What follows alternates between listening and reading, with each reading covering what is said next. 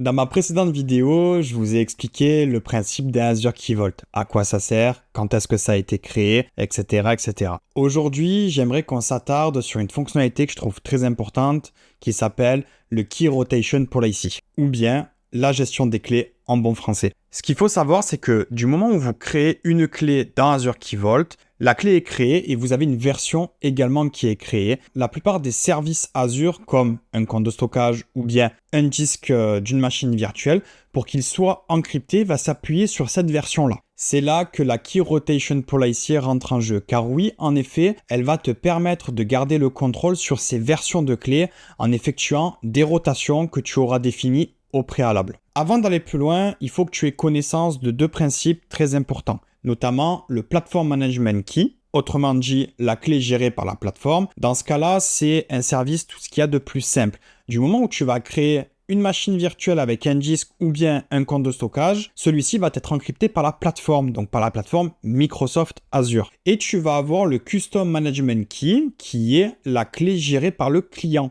On considère qu'une clé est gérée par le client du moment où tu stockes la clé toi-même dans un endroit que tu auras décidé. Admettons, un Azure Key Vault par exemple. Donc je reprends mon exemple des machines virtuelles ou bien encore des comptes de stockage. Au moment de sa création ou même après sa création, tu vas pouvoir sélectionner ce qu'on appelle du coup le Custom Management Key comme clé qui va te permettre d'encrypter ces ressources. Et dans certains cas, tu vas avoir la possibilité d'appliquer les deux. Car oui, notamment pour le disque, tu vas pouvoir avoir la possibilité d'appliquer du Custom Management Key plus une Platform Management Key. Voilà. Bon, écoute, je pense que tu connais les bases maintenant. Maintenant, ce que je te propose, c'est qu'on mette en situation, qu'on déploie un storage account et une machine virtuelle et on va venir encrypter tout ça. Bah allez, je t'en dis pas plus, on y va ? C'est parti.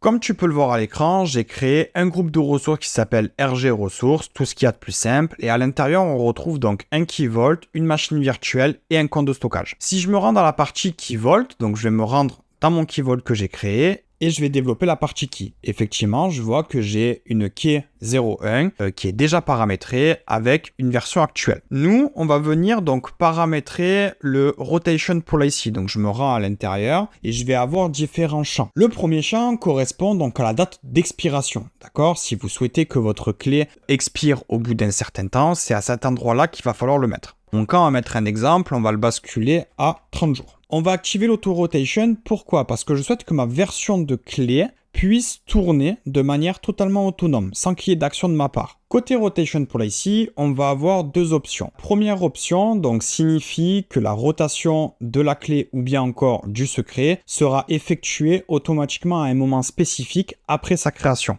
C'est la méthode anti par défaut qui est utilisée au moment où vous mettez en place une Rotation Policy. Et la deuxième option, donc, signifie que la clé ou le secret sera renouvelé automatiquement avant sa date d'expiration. Pour que ce renouvellement automatique fonctionne, il est nécessaire de définir deux éléments. Vous avez l'expiration time qu'il faudra définir sur la version de la clé et vous avez l'expiration date également à définir. Nous, on va rester sur l'option par défaut, l'option numéro 1. Et on va venir donc sauvegarder tout ça. Une fois la sauvegarde effectuée, il est important de mettre en place, d'effectuer une rotation immédiate. D'accord ? Donc on va venir cliquer sur Rotate Now en anglais. Est-ce que je souhaite appliquer tout ça ? Oui.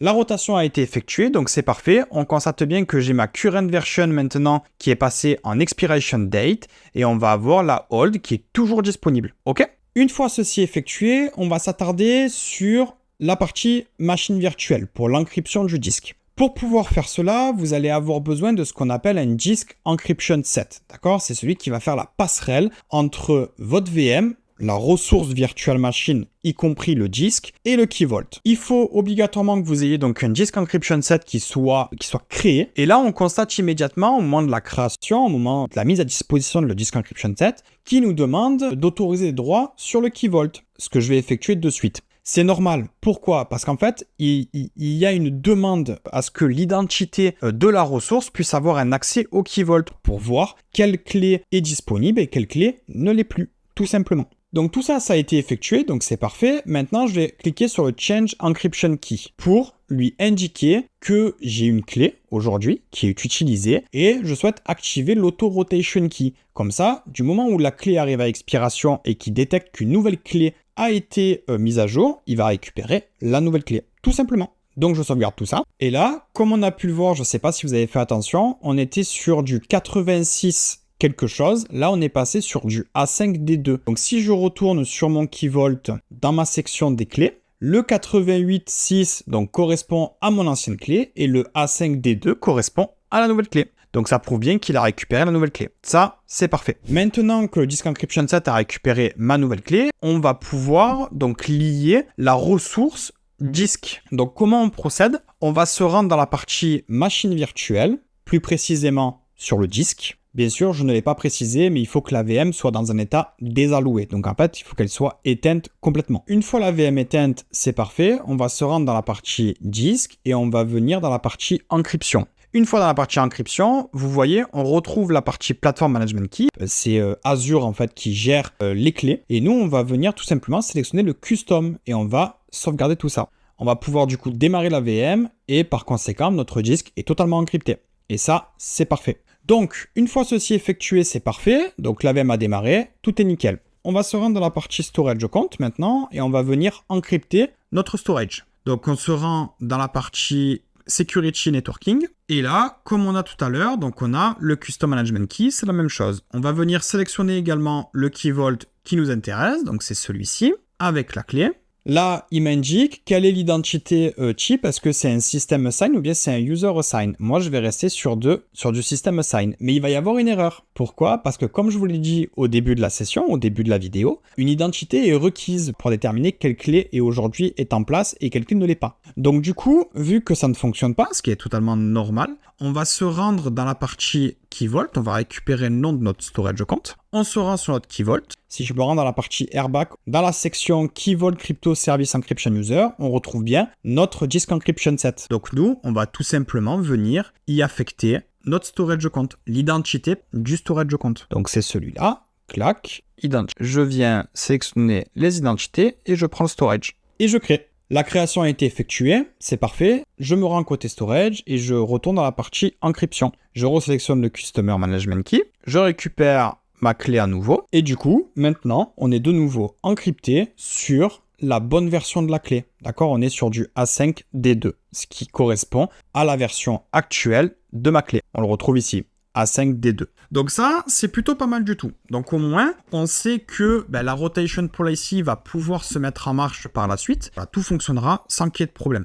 Donc maintenant, vous savez comment encrypter des ressources type disque d'une machine virtuelle ou bien un storage compte. L'idée est la même pour les autres ressources, d'accord? Il y a tellement de ressources aujourd'hui dans Azure qui offrent cette possibilité-là d'effectuer de l'encryption. Je pense notamment à des bases de données, par exemple. Je tenais à vous partager ceci car c'est une fonctionnalité que je trouve très intéressante et elle permet d'assurer une certaine gouvernance, d'assurer une certaine sécurité. Donc pour le coup, j'ai trouvé ça vachement intéressant et je tenais à vous le partager. Cette vidéo sera en deux parties. Pourquoi elle sera en deux parties? La première partie sera dédiée donc forcément à la partie Key Rotation et une deuxième partie va être faite au niveau de l'alerting. Pourquoi? Parce qu'en fait, j'ai trouvé le sujet intéressant de mettre en place de l'alerting quand une nouvelle version de la clé va être créée ou bien encore quand la version de la clé actuelle va arriver à expiration. Mais tout ça, ce sera fait dans une partie 2. Écoutez, c'est tout bon pour moi. J'espère que cette vidéo vous aura plu et qu'elle vous aura aidé. Si vous avez des questions, n'hésitez pas à me joindre soit sur LinkedIn ou bien en commentaire, ça fonctionnera aussi. Et puis voilà, c'est tout bon pour moi. Je vous souhaite une très bonne journée